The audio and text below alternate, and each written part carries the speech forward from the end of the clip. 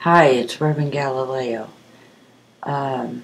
Since there's a lot of news in the media about SSRI medications, I think it's time for me to do this video.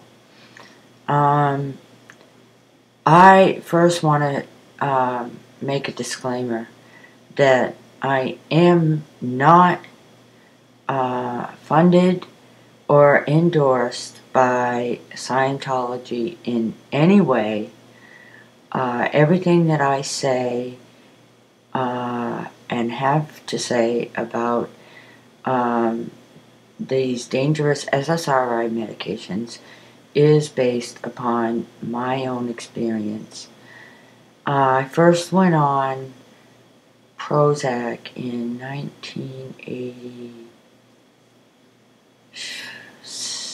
It was maybe closer to 1991, 92. And when I first went on it, I thought, wow, a miracle drug, because I had suffered from so much depression all my life. Of course, as what happens with these medications, after about a year to 2 years, they stop working. And a lot of them don't even work. I have been on amitriptyline, Cinequan, Thorazine,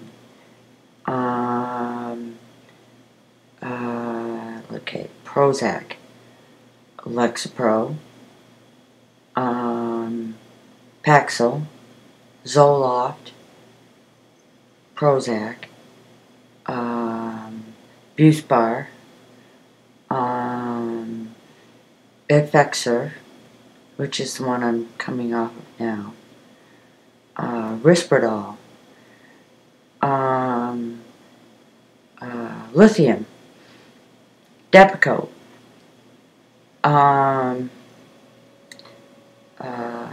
did I say Lamictal? Lamictal.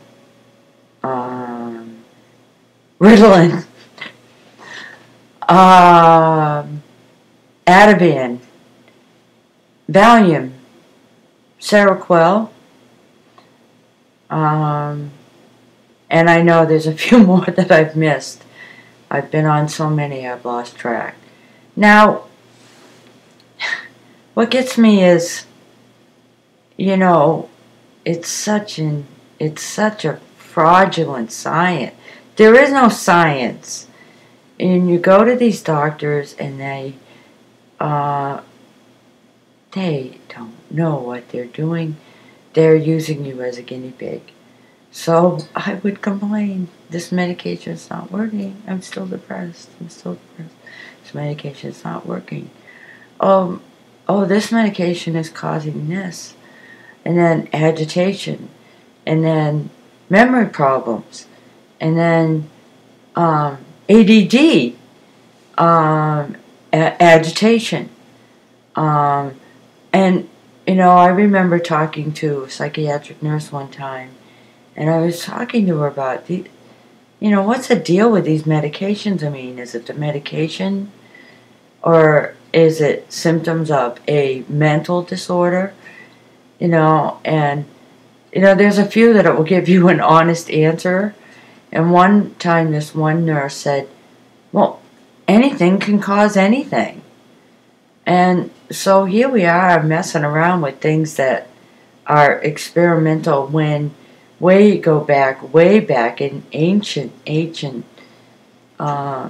were way more advanced than we were, because they had natural remedies for these things. And why they've been so suppressed, and, well, who knows why. I do know one thing, that there are, like, these entities that walk around. I do not even know if they're human, but they like to cause problems where none exist. Or they'll create situations so that they can make profit off of it. So, anyway, I complained to a doctor about I said, nobody has ever, I said I'm manic. And it was induced by the Effexor, and I complained to the doctor and said, okay, I think this Effexor is causing me to have manic symptoms. And I'm, not comfortable with this. And then she said, well, you've been depressed so long, I'm not worried about a little mania. Well, come to find out, I absolutely believe that, first of all, bipolar or manic depression or moodiness or whatever it is not necessarily a mental illness, although I will admit that there are probably some nutritional deficiencies, and we've screwed up with our chemistry for so long that I think it does make us wig out. Not to mention the fact that look at all the creative types who have been,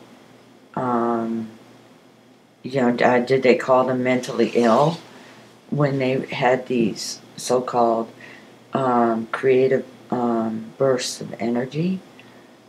Is mania really a problem if you're being creative and productive and intelligent and not causing problems?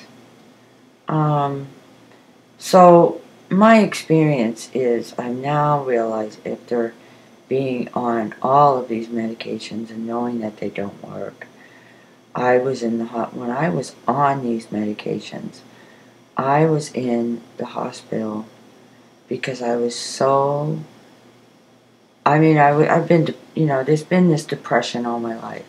But after going on these medications, I became severely suicidal, making suicidal attempts, self-injury, all kinds of, I've got the scars to prove it, folks.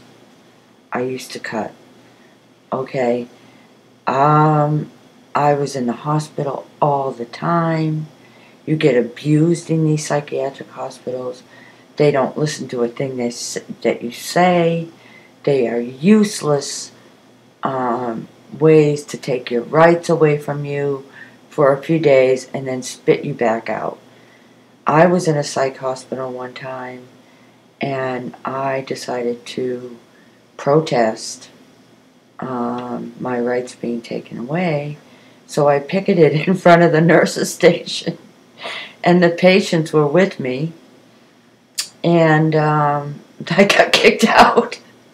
So if you ever want to get out, be a little creative, and it might help you out. No, I'm still struggling. This coming off of this Effexor is harder than coming off of, and I've been on OxyContin because I also have back problems. Coming off the Effexor is the hardest thing that I've ever had to get out of my system. I know I've heard reports that, and I will try to back up some of what I want to say with research, but for now, I know I saw this somewhere, and I will have to go back and research, but for now, it is hearsay, okay? It is a rumor or a theory, okay, a theory, is that these medications are actually come from the very similar to the chemical makeup from ecstasy. So that's going to come out now, and it should. They have taken, they just want to, it's control, it's about control. The people that have the power and the money are about control. And they're about, these medications will mess you up so bad. I was in the hospital at least once every year. One year I was in the hospital 8 times. while on these medications. I finally woke up and realized that something was wrong, that this wasn't working for me, and that I was ready to get out of this, vicious cycle. So it has now been 5 years since I have stepped foot into a psychiatric hospital. I have far less suicidal ideation. I have not had any desire to hurt myself. Most days, I like my life. I feel like I've been restored to sanity, and all I did was just realize that I was being sold a bill of goods, which is really scary. And I want to tell you folks, if any of you, I'm speaking to my peers here. I am a certified peer support specialist in the state of Maine. I have also done process therapy, leadership training. So I am qualified not only by my own experience, but I can offer some real help and support just in validation alone and listening. Most people want to be heard, and every emotion is acceptable to me. I am not one that is going to freak out if you say you're feeling suicidal and call 911, because that's not help. Real help is love, bearing witness to another individual's pain and feelings and suffering. And real help is being with you wherever you are at, and allowing you to breathe and work through these emotions, and not just take a pill to put a Band-Aid over it so that you can go to your job and not cry. Because we all know it's not okay to cry. There's something wrong with you. Oh, you're depressed. No, that's bullshit.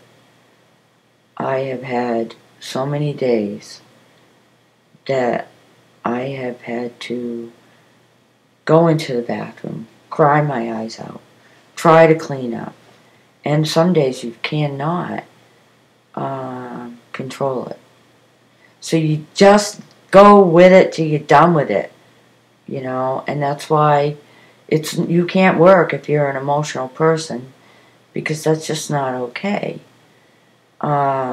if you're in the job paradigm. So there is hope. You can get off these SSRIs. They do not help, in my opinion. And I have 20 plus years of experience.